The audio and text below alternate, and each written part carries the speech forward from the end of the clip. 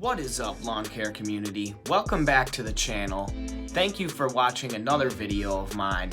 Hopefully you liked them enough to subscribe, maybe hit the bell notification, leave a comment, like, share, all that good stuff.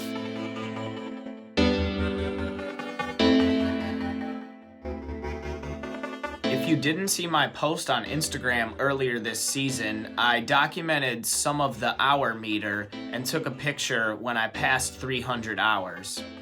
So SCAG made quite a few differences in the V-Ride 2 in comparison to the V-Ride 1.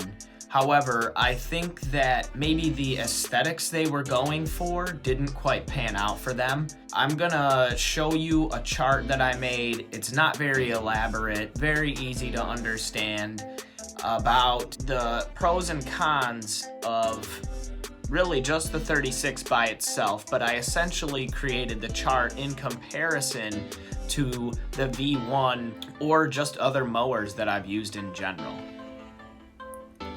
Taking a look at the chart. Real quick, shout out to Greg's Lawn and Landscape for letting me use part of his video later on. Thanks, buddy. You can see the pros and the cons. And we'll dive deeper into each pro and each con so that we can show how they're weighted against each other. Now, I've got a total here, and you can see the pros, the reason, and then the scale. So just to give it a numeric value so that we have a way to weigh the pros and cons against each other. So I've got maneuverability, speed, ease of access, the reason why each of those are pros for the machine, and then, like I said, the scale giving a numeric value. Size and miles per hour, those were probably the biggest pros of this machine. It's small, it's compact, it can travel 8.5 miles per hour forward. Now, I'm not trying to knock SCAG because I love their products, but as you can see, I only have two cons, and what you will actually be able to see is the fact that these two cons, just by themselves, outweigh the three pros that I came up with for the SCAG. Now, I believe that you could make both the pros and cons twice, if not triple the length when you really dive deep into the machine and truly weigh out its differences. But from my perspective and from 300 hours of use, I can conclude that this might not be entirely the best 36-inch mower to purchase, because comfort, as I just highlighted, is really the utmost important feature on a lawnmower.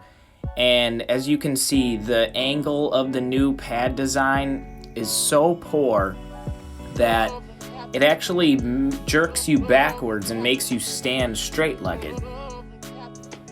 And in all honesty, it looks like SCAG straight up copied Ferris's pad. So yeah, not a big fan at all. Not too crazy of a chart to understand, and it lays out a couple of simple things that really create a massive difference in the pros and cons of the machine. For example, the standing deck being the kill switch. I do mow a lot of bumpy terrain. This deck does scalp a lot. There's something I can do about that. Sometimes I hit bumps and the machine starts bouncing, and because I'm bouncing on the platform, it triggers the safety shutoff. So quite frequently the engine stalls out because I go up, and I guess there's not enough weight on the platform because of the bumps I hit.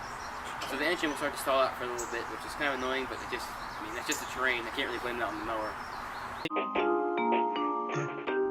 It creates all sorts of problems when you're loading and unloading, and if the ground is wet and you have to try to get off and maneuver around and use it as a walk behind, it won't happen. It just will not happen. It kills the engine. So I know someone will come up with a way to bypass it, but then you won't be able to have your warranty granted if you need work done.